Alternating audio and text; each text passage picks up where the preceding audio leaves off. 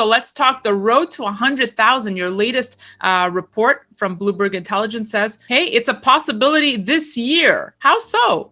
Well, I've been looking at this for about a year, and it's more based on questions I've been getting. Okay, McGlone, you keep saying 100 grand, give us good reasons. So I finally decided, all right, let's put out a deck that shows some of the charts. And one thing I missed from that I'll mention first is ETFs. There's still a high probability that the U.S. is just going to follow Canada, maybe just a futures-based, Bitcoin ETF. But the fact that there are now over 30 applications, and the fact that money is migrating from the U.S., notably from Cathie Wood and ARK, towards Canada, the pressure is quite strong and high for the U.S. regulators to say, all right, we're kind of missing out here. We need to do that. So in the bigger picture, the foundation to me really got started last year, and I'll leave you with this. It's very, from a commodity strategy standpoint, is somewhat simplistic. Supply is declining, demand is increasing, and then you look at the history of Bitcoin, typically years after a halving, which is when you cut supply, which we did last year. It usually has some of its best performance, which is prime candidate for 2021. Okay, so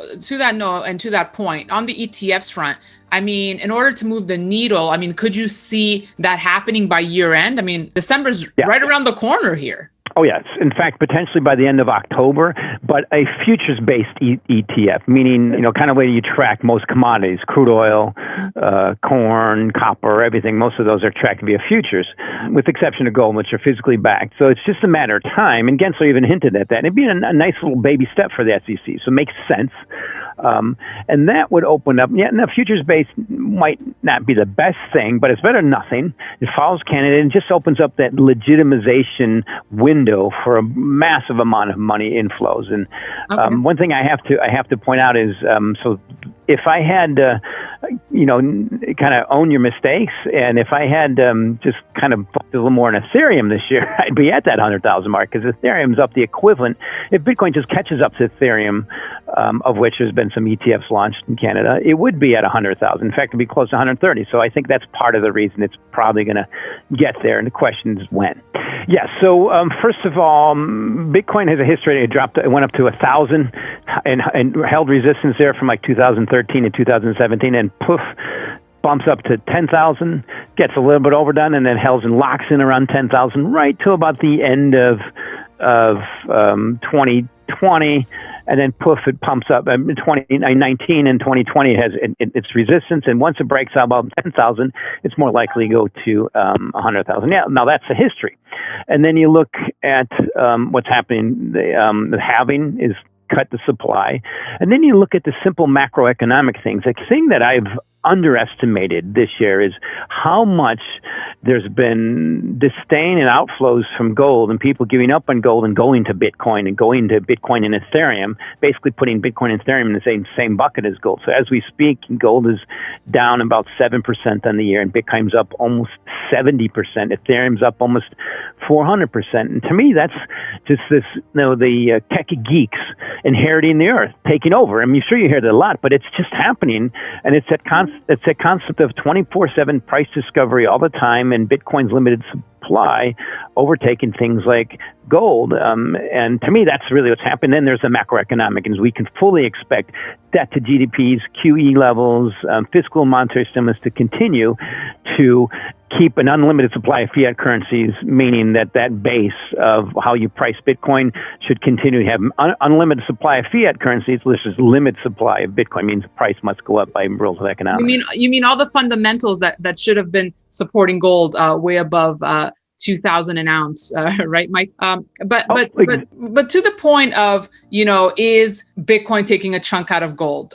From what I hear from you, yes, it is. I spoke to the folks over at Wells Fargo. They're seeing that as well. But I'm hearing such differing views on Wall Street. There's some on the camp that say, no, not at all. Gold still does its thing, as it has its own proprietary reasons to own it. It's not, it's not getting hurt at all at Bitcoin. So I'm hearing such differing points of view on this topic. Do you have any other insights you can share there? Are you seeing any hard numbers? Oh, yes. Clearly how numbers. You can just see the amount of ETFs and demand for Bitcoin every day increases, just looking at the headlines. And I see outflows in gold. Just look at ETF holdings. But the bottom line is, Danielle, you have to consider our sources. And that's one thing I love about this position versus when you and I talked maybe 6 years ago, I was kind of more biased, as I had to be biased towards bullish gold. Now I'm just completely neutral, getting it right. And first, let's look at it this way. From a prudent money management investment standpoint, if you have any type of money in gold and bonds and you're not allocating to Bitcoin, just a small portion, you're at greater risk of looking like you're being left out or falling behind and lost in the woods versus just allocating a small portion. That's happening. That's a fact. And then there's a simple fact of performance. So I look at it as, to me, the naysayers are falling, against Bitcoin, falling every day. They're now minority, and they've all tilted the other way. And the performance just keeps showing it. And then I look at, here's a thing I'll leave you with, is one of the most notable things that's happening in crypto assets is the trading of digital dollars, crypto dollars. So if you look at just one, and I'm getting this to gold, but if you just look at Tether, this is the most widely traded, the daily volume in Tether is equivalent to about the top 10 cryptos, including Bitcoin and Ethereum. So that's what's happening organically. The world is going to this ability to transact 24/7, virtually no cost, with instant settlement, and you're doing it in dollars. That's happening with Bitcoin, and there's tokens to do that in gold. But to me, that's the world that's happening. It's in our faces, and it's happening so fast, a lot of people are being left behind. So I fear that people who keep pointing out how gold has been the hedge forever, I agree with you, and so far, and I'll leave you with this. And before the automobile, the horse was the best form of transportation, and how we measure it, that's just happening, and something's got to trip it up. But every day that Bitcoin doesn't fail, it's moving in gold space, and this year is a good example of that. Okay, so let me ask you this. On the path to 100,000, what does it look like? Are we expecting more consolidation? Would you expect another correction, and then it's a straight up? What does it look like? How does it play out? Well, I think we've already had the significant correction this year, which is part of why I republished that article that I put out. I actually republished it kind of almost a year ago, because it's one of the best ways to create a foundation in the markets is flush out the excessive longs and the speculative excesses. And that's from an ex-pick trader and ex-trader. I remember being stopped out and reading, oh, shit, I got stopped out. That's going to make the market go up. It's just usually the way it works. So I think that's what's happened. So cryptos have had a great foundation. They've corrected. They found a good base around 30,000 in Bitcoin, and now they're starting to recover. To me, it's a matter of time they go higher. And there's going to be bumps in the road. And the key, most notable market in the whole world that hasn't had just a little correction is the stock market. Someday it's going to have that. So I look at it as just a matter of time. And also the reasons that Bitcoin corrected were very bullish in the long term, i.e. pushing back on the energy consumption. We all know just the process of humans harnessing energy is part of human advancement. And then the discombobulation with China pushing back and pushing out the miners is, I think, making the U.S. realize it more. So maybe we should embrace this with proper regulation. So I think that's coming. And the key thing I'll end with is, in terms of regulation, the U.S. is probably going to focus on trading of digital dollars and a lot of these 12,000 other cryptos. But there's not much you can do with Bitcoin. It's open source software that's developed organically. And then there's this key thing from a U.S. and a leadership standpoint. It's a massive job machine, which creates votes.